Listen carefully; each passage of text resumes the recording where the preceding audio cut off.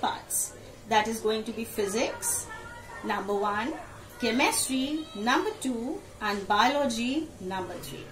So today I am going to begin with the third group of science, and that is known as biology. In biology, children, we study about the living things. Living things comprises of plants, animals, and human beings. And in that context, your first lesson that I am going to get started with is going to be on leaves. You all know what are leaves. You have seen leaves many a times, and I have also kept a plant for you so that I can explain you better with the help of the structure that you can see in front of you.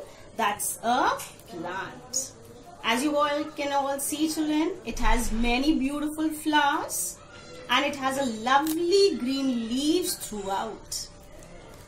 Yes, leaves, you know, are the most important parts of a plant, because leaves are actually the structure of a plant which are concerned with the making of the food, and that making of the food is also termed to be photosynthesis. So I am going to begin with you about the leaf. As you can see, children, this is known as a leaf.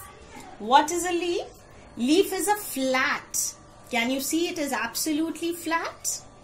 It is which color? It is absolutely green in color. It is flat, broad, green in color structure which is used for preparing food for the plants. And that is why they are also known as the food factories of the plant. Like in our homes, the food is cooked by our mothers, and when they prepare the food, that is known as cooking. In the same way, these leaves are actually the kitchens of a plant, where the plant gets the food prepared with the help of these leaves, and that process is known as photosynthesis. Is that clear, children? Okay. Now I am going to teach you the various parts of this particular leaf.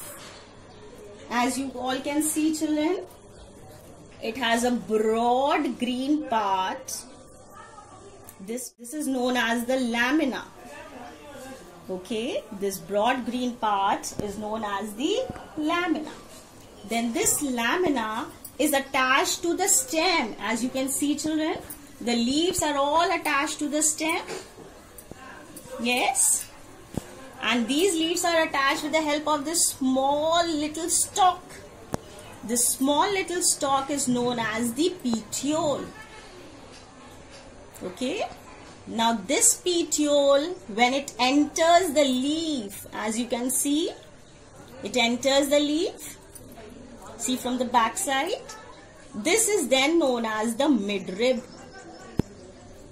This midrib gives out various branches on the various sides, on both the sides. These are known as veins. These veins further branch out to give what is known as veinlets. As you can see, these are small tiny branches of the veins that are termed to be the veinlets. The tip of the leaf is known as the leaf apex. The sides of the leaves are known as the leaf margin. And these are all the parts that we can see of a typical leaf. Is that clear? Now I am going to demonstrate the same thing with the help of a diagram.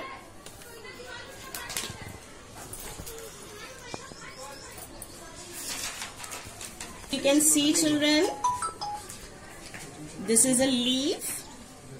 I know the drawing is not very good, but still you can understand it very well. This is a leaf, children. It is attached with the stem of the plant by a small stalk which is known as petiole. The petiole runs inside the leaf as midrib. The petiole then gives out fine branches that are known as veins. These veins further branch out to form the veinlets.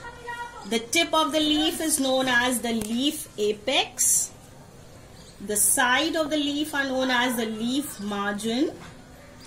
And one thing more, children, when the leaf is attached to the stem, it forms an angle, like you have learnt in your geometry in maths. Angles are made. So this angle that the leaf makes with the stem is known as the leaf axis. I hope this has got very clear to you.